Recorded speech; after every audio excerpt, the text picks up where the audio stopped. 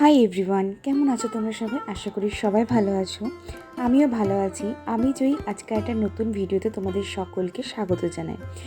জানি অনেক দিন আগে পৌষ পার্বণ চলে গেছে এবং সেই উপলক্ষে প্রত্যেকের ঘরে নানা পিঠে পায়েস তৈরি হয়েছে।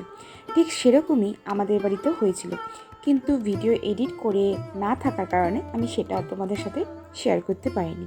সেই দিনটা ছিল আমার মায়ের জন্মদিন এবং সেই উপলক্ষে এই আয়োজন।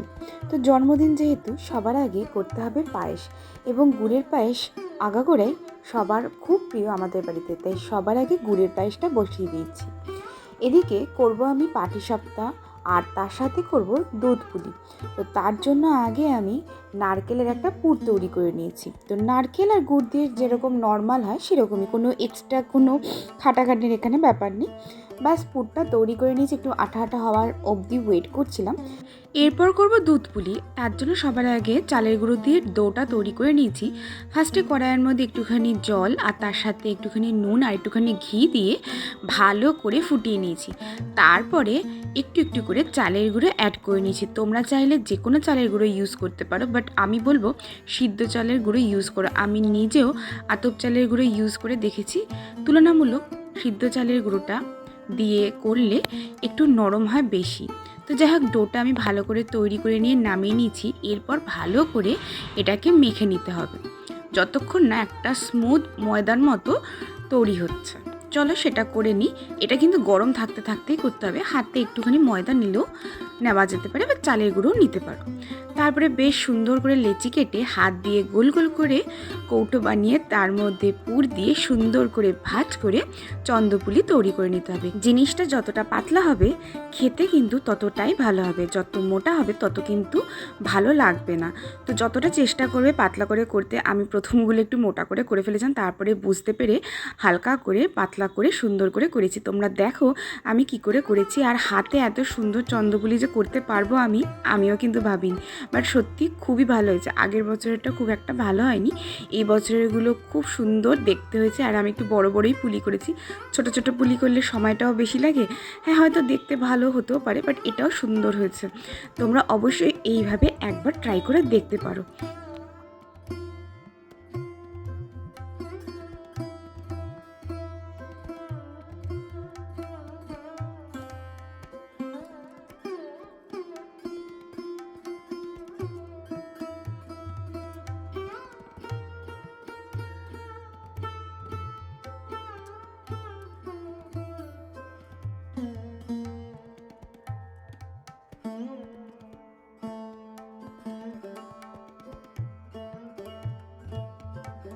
এইভাবে আমি প্রত্যেকটা পুলি তৈরি করে নিয়েছি। আর এদিকে আমি দুধ জাল দিতে বসিয়ে দিয়েছি। ভালো করে দুধ জাল দেওয়ার পরে এখানে আমি গুড়টাও দিয়ে দিয়েছি।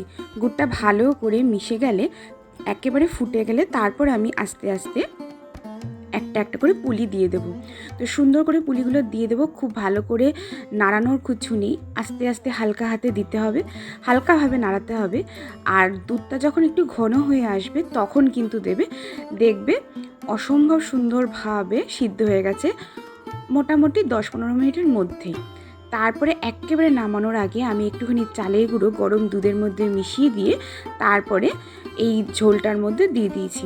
তাতে কি হবে বলো তো, একটা ভালো ঘন টেক্সচার আসবে, যেটা খেতে আমার পার্সোনালি ভীষণ ভালো লাগে। দুধ পুলির থেকেও বেশি আমার এই মানে কি বলবো, ঝোলটা খেতে বেশি রেডি হয়ে গেছে। এরপরে আমি করবো পাটিসাপটার ক্ষীর।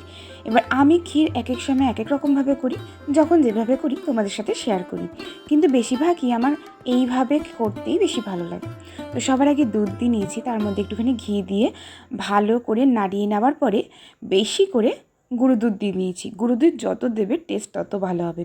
একটুখানি মিশে নেওয়ার পর তার মধ্যে খোয়া ক্ষীর আর মাখা সন্দেশ ভালো করে অ্যাড করে নিয়েছি। তোমরা চাইলে এখানে নারকেলও ইউজ করতে পারো, বাট আমার কাছে নারকেল ছিল না, তার জন্য আমি নারকেল ছাড়াই ইউজ করেছি।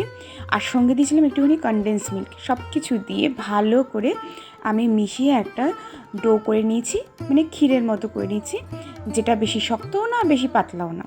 শক্ত হলে আবার খেতে ভালো লাগবে না, পাতলা হলে আবার বেরিয়ে যাবে। একটা সুন্দর করে ডো তৈরি করে নিচ্ছি। আর পাটিসাপটার যেরকম ব্যাটার তৈরি করে ময়দা চালের গুঁড়ো দিয়ে, ভালো করে একটা ব্যাটার তৈরি করে নিয়েছি দুধ দিয়ে, সেখানে অবশ্যই আমি একটু চিনি দিয়েছিলাম।